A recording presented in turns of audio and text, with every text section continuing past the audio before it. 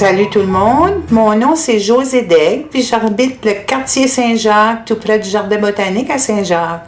Pour le moment, je travaille dans la comptabilité, à demi-temps je devrais dire. J'ai quand même fait beaucoup de différents travails dans ma vie. Mais depuis les dernières années, je me suis intéressée à la peinture, depuis que j'ai vendu mon entreprise, c'est-à-dire les chandelles artisanales. Les gens de la région me connaissent un peu à travers de ça. Donc, pour cette deuxième édition des Femmes en art, je vous présente un tableau d'un personnage finalement que j'ai choisi qui s'appelle Marie-Joseph Angélique. C'est une esclave noire qui était faussement accusée, à mon avis, d'avoir mis le feu à la ville de Montréal en 1734, qui aurait brûlé une bonne partie de la ville de Montréal. Et puis, à travers son histoire, on a vraiment vu l'injustice qui s'était passée, puis la façon que les gens jugeaient les esclaves noirs à l'époque aussi. Donc, ça a été une recherche très importante pour moi.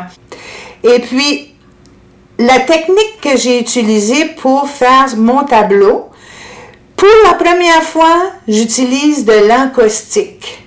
Donc, l'encaustique, c'est de la cire d'abeille mélangée avec une résine de damas. Donc, c'est la première fois que je travaille cette technique-là. Je trouve ça super intéressant. Et puis, ça rejoint bien gros qu'est-ce que je faisais anciennement, les chandelles, la cire. Donc, dans un premier temps, ce que j'ai fait, j'ai préparé ma toile avec un fond de cendre.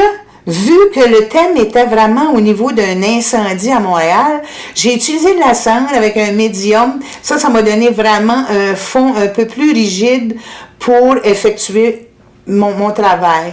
Après ça, j'ai pris des collages, des découpures finalement du brochet d'Angélique que j'ai comme brûlé les petits contours là.